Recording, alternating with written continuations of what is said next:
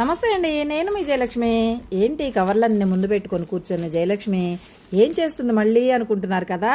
కరెక్టే, మీరు అనుకున్నది నిజమే. కవర్లు వచ్చినాయన్నీ దాచిపెట్టేశాను అనమాట. ఇలా ఎప్పుడోసారి చేయొచ్చు, ఉపయోగపడతాయి అని చెప్పి.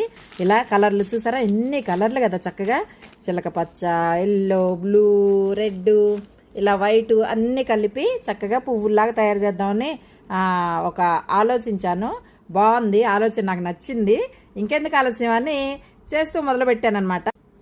ఇదిగో కట్ చేశాను, 2-3 పువ్వులు అయితే చేశాను కూడా. ఇంకా మీకు కూడా చూపించాలి కదా. అంతకుముందు మన ఛానల్లో అది వాటర్ క్యాన్ బాటిల్ మూతలు ఉంటాయి కదా, అవి కూడా కట్ చేసి డెకరేటివ్ ఐటమ్ తయారు చేశాను కదా. అలానే ఇది కూడా మన చిన్న తోటలో పెద్ద చెట్టుకి కడదామని చెప్పి మాలలాగా, అంటే కొంచెం దండల్లా కట్టి కొంచెం డెకరేషన్గా చేసి కలర్ పువ్వులతో చేద్దామని చిన్న ఆలోచనతో ఈ కవర్లో అయితే మన ఇంట్లో ఉంటే మొత్తం గ్యాదర్ చేశాను, ఒక దగ్గర పెట్టుకొని కూర్చొని ఉన్నాను అనమాట. ఇంకా చాలా కలర్స్ ఉన్నాయి, ఎక్కడెక్కడో ఉన్నాయి. ప్రస్తుతానికైతే ఇవి చేసేస్తాను. బాగున్నాయి, మీకు నచ్చినాయి కలర్లు. పువ్వులు అయిన తర్వాత కూడా చూద్దాం. ఈ కలర్స్ భలే ఉంటాయి కదా. ఇదిగో పువ్వులు ఇలానే, అంటే ఇంకా చెయ్యాలి.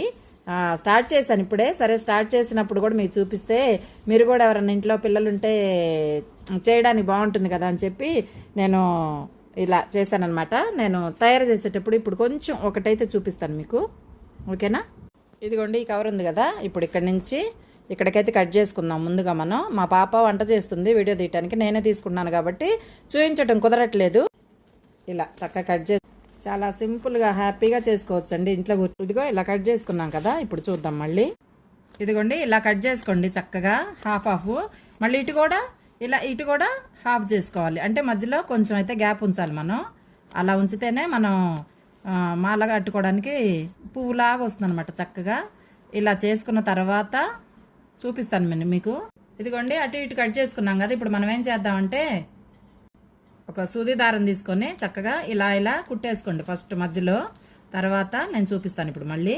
ఇదిగోండి ఇలా మొత్తం కుట్టేసుకున్నాం కదా. ఇక్కడ మధ్యలో ఇలా తీసేసుకొని చక్కగా మొత్తం ఇలా ఈ చివర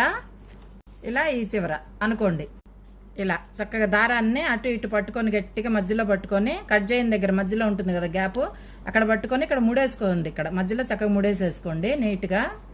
ఇట్లా ముడేసుకున్న తర్వాత ఇదిగోండి చక్కగా ముడేసిన తర్వాత ఇలా అనుకోండి, పువ్వులాగా వచ్చేస్తుంది. అలా చేశానమాట ఇవన్నీ. ఇంకా మొత్తం రెడీ చేసిన తర్వాత కూడా మీతో చూపిస్తుంది మీ జయలక్ష్మి. తప్పకుండా వీలైతే ఇలా చేసుకుంటారని, చేసేటప్పుడు కొంచెం వీడియో అయితే తీసి పెడుతున్నాను నేను. మాలగట్టిన తర్వాత చూపిస్తాను. తప్పకుండా మీ జయలక్ష్మి వ్లాగ్స్ వీడియోస్ నచ్చితే సబ్స్క్రైబ్ చేసుకోవటం మాత్రం మర్చిపోకండి. మంచి మంచి వీడియోస్ మన ఛానల్లో ఉంటాయి.